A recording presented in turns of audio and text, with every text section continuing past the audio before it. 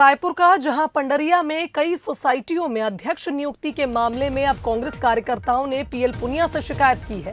प्रदेश प्रभारी से कांग्रेस कार्यकर्ताओं ने शिकायत की है।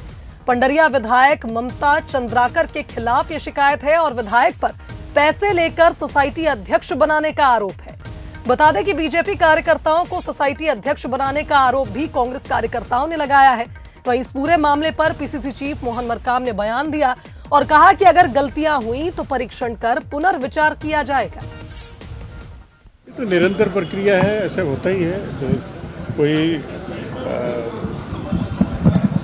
अनुशासनहीनता करता है तो उसका प्रोसेस पूरा है, तो इसमें कोई नई बात नहीं। देखिए, अगर नियुक्तियां अगर हुई है उसकी परीक्षण आदरणीय पीएल पुनिया साहब भी कर रहे हैं। हम भी प्रदेश संगठन के माध्यम से उन नियुक्तियों को जांच करवा रहे हैं। अगर गलतियां हुई है तो उसमें हम लोग परीक्षण करके उस पर पुनर्विचार करेंगे।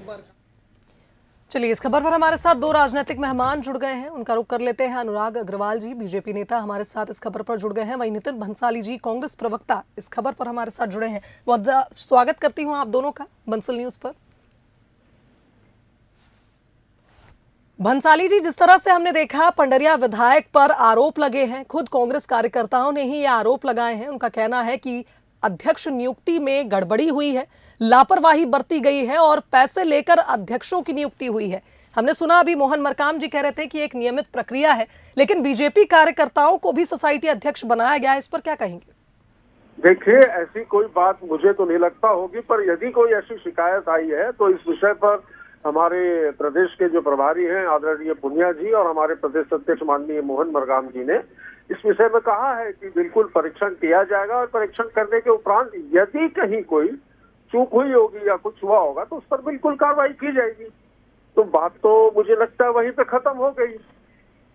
चलिए, ठीक है। अनुराग अग्रवाल जी, इस पर आप क्या कहेंगे? बीजेपी कार्यकर्ताओं को भी सोसाइटी अध्यक्ष बनाया गया है, इस पर आप क्या कहेंगे? देखिए, दो बातें इसमें कहना चाहूंगा। पहला कि कांग्रेस के कार्यकाल से जनता ही नहीं, विपक्ष ही नहीं, अब कांग्रेस के कार्यकर्ता भी दुखी होने लगे हैं, क्योंकि ये कांग्रेस के जो आखिरी कार्यकर्ता है उनको ही जनता से जाके मुलाकात करनी पड़ती, संपर्क करना पड़ता है।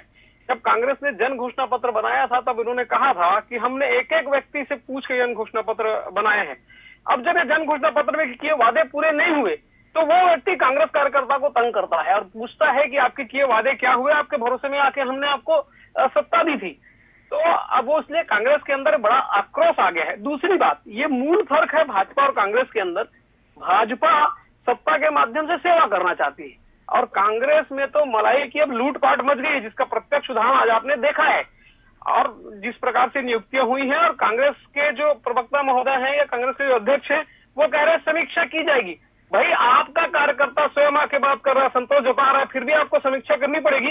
ये बकायदा ये संकेत देता है कि कांग्रेस की अब चला-चली की बेला आ गई है।